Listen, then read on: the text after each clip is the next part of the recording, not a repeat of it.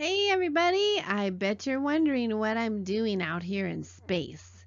Well, I was just thinking about the stars and the planets, the whole galaxy that God created. Have you ever wondered the reason God put you here on the earth? It's a big question. It's so big that it sometimes just blows our mind. But today's story might be able to help us begin to answer it. The other reason I'm out here is to invite you to have some out of this world fun with me and your whole family by playing our intergalactic Bible battle. It's the distant future, the year 5000, and turmoil is afoot. A long-lost stinky sneaker has been discovered in the deepest recesses of the universe.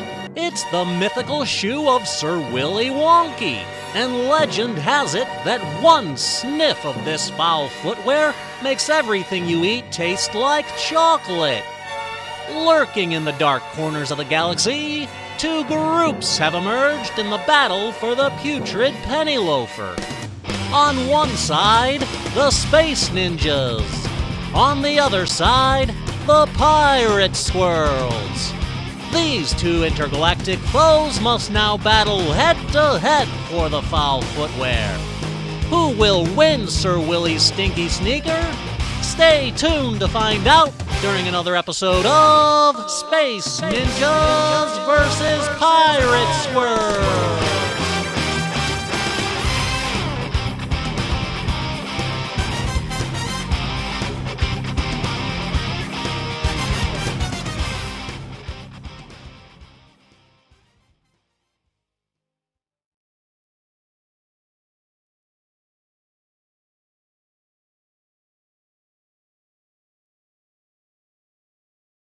Space Ninjas versus Pirate Squirrels. Before we get started, let me explain how the game works. We'll choose one side of the room to be the Space Ninjas and the other side of the room to be the Pirate Squirrels. Arrgh! The goal is to be the team with the most points at the end of the story. You'll work together and your team will be earning the points through team energy, participation, and competitions. Okay, let's get started. If you have your Bibles, our story is found in the book of Esther. After God saved Daniel from the lion's den, a new king came into power. His name was King Xerxes. King Xerxes had just about everything he wanted: money, power, and fame. But there was one thing he didn't have anymore, and that was a queen. Dating is so hard when you're a king. So King Xerxes decided to have a royal beauty pageant. After competing for his attention, King Xerxes would choose the most beautiful woman to be his queen.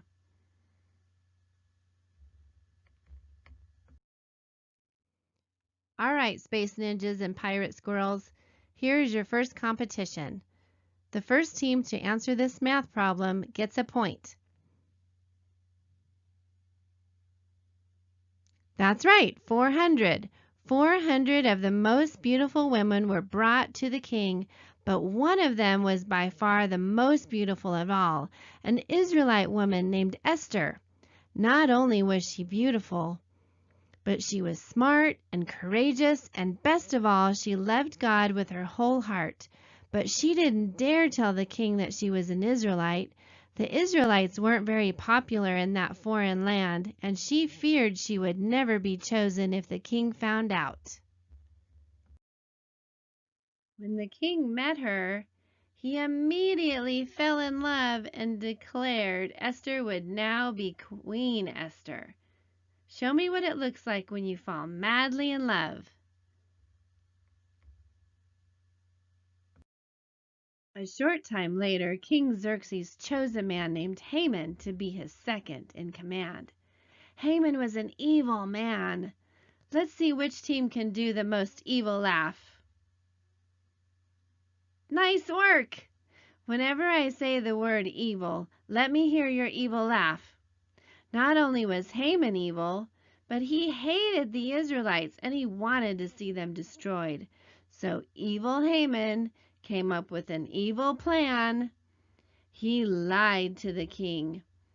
He said the people from Israel refused to obey the king's laws and recommended that the king give an order to destroy them.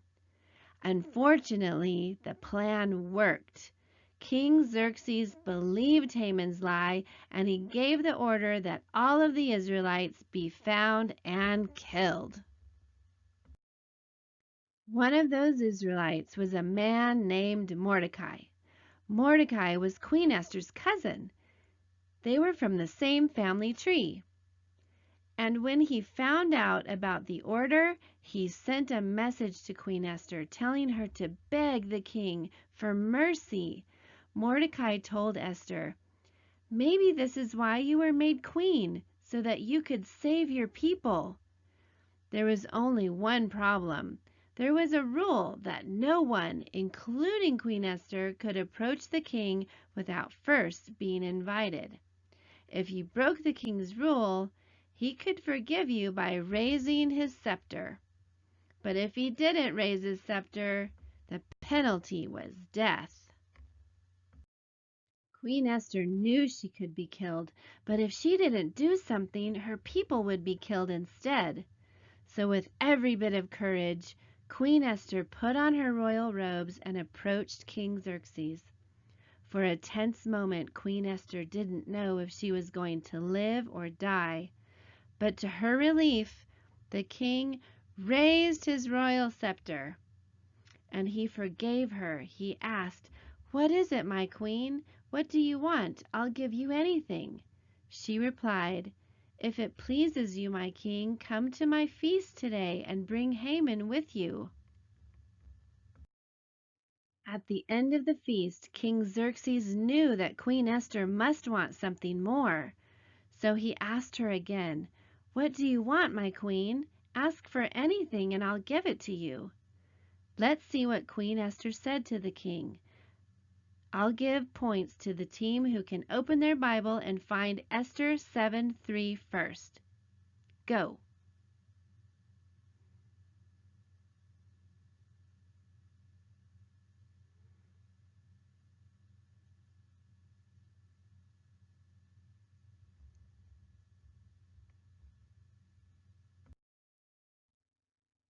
You're right. Then Queen Esther answered, "Your Majesty, I hope you will be pleased to let me live. That's what I want. Please spare my people. That's my appeal to you." The king couldn't believe that someone would threaten his queen and her people, so he asked, "Who is this man that would dare do such a thing?" Queen Esther pointed her finger at Haman and said, "That man! I am an Israelite and Haman is our enemy. He is trying to wipe us out." The king was furious at Haman and ordered his men to put him to death.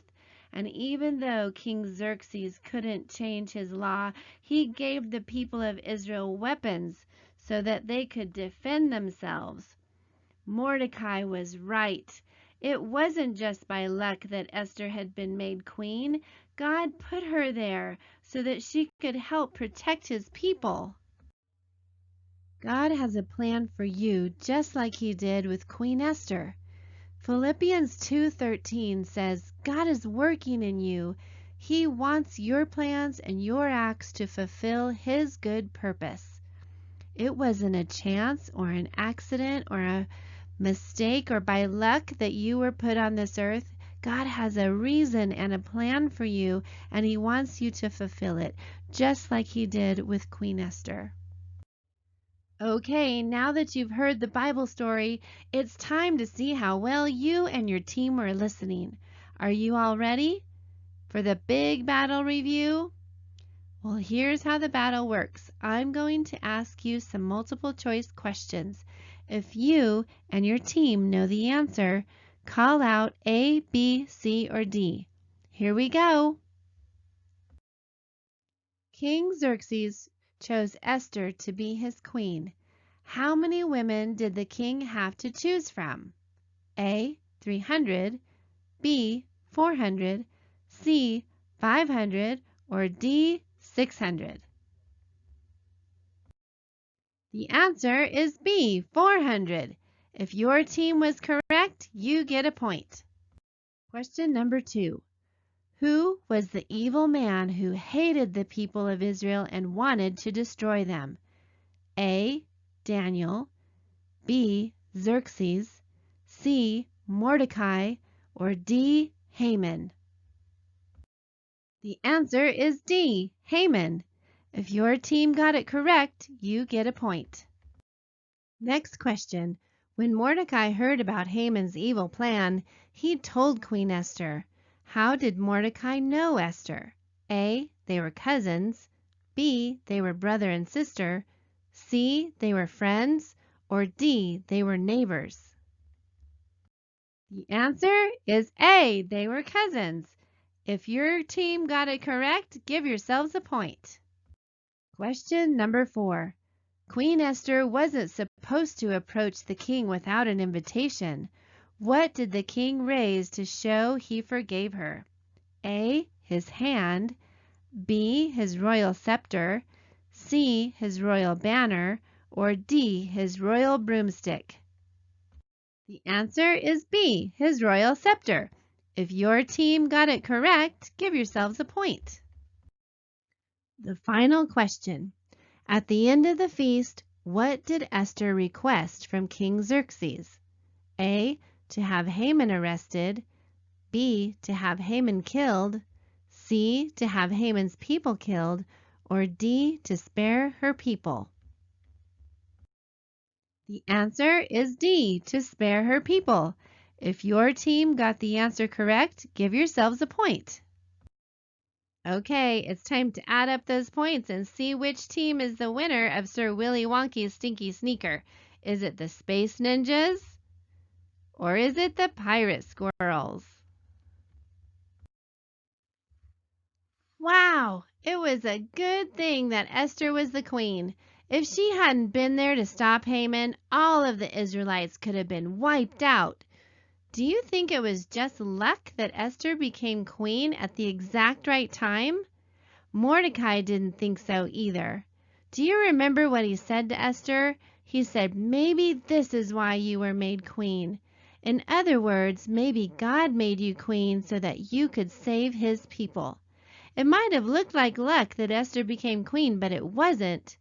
Let me show you what I'm talking about, and we're going to play a game. We know it's not by luck that we're here. God has placed us in the world for a purpose. He wants to use us to do something good. We're going to play a game right now that will help us think about some of the good things that God might want to do through us. First, we'll need 3 dice. The first person rolls the dice and places them in order from the highest number to the lowest, making the highest number possible. For example, if you rolled a 3, a 6, and a 4, your highest number would be 643. Hand the dice to the next person and say, "Beat that." Continue the round until everyone has rolled the dice and the winner has been determined by whoever rolled the highest number. At the end of that round, the winner can answer the round 1 question. Here are the questions for each round. What are some of the good things that God might use you to do in your, and for round 1, it would be school or work. Pass the dice around again and play again for round 2. The winner with the highest number can share what are some of the good things that God might use you to do at your church. Keep going until you've played all 5 rounds. Well, in the game we just played, whoever rolled the dice and won by luck. But that's not how God works. Just like with Esther, it might have looked like luck that Esther became the queen, but it wasn't. God chose her and put her in that place so that she could help save his people. He had a purpose for her, and a reason for putting her there. And guess what? It's the same for you and for me. Sometimes we might think that it's by luck or by chance that we live where we do, or go to school where we do, or live by the people that we do. But it's not. God has placed us here for a purpose. He wants to do something good through us, just like He did through Esther. That's what our Bible verse is for today. Let's take a look at it again.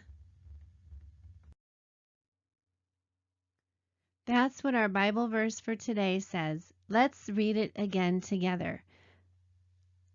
God is working in you. He wants your plans and your acts to fulfill His good purpose.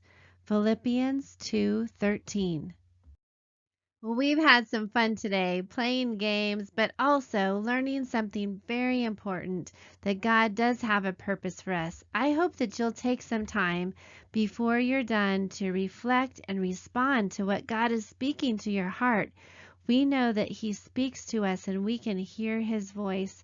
So if He's speaking to you something about your purpose and why He has you here, His special jobs that He has for you to do, I'd like for you to take time to maybe write those down, draw a picture of it, or pray about it, talk with the people that are there with you about the things that God is saying. And if you want to read the story again, it's in the book of Esther. Thank you for joining me today, and I hope that you remember that God has a purpose for your life.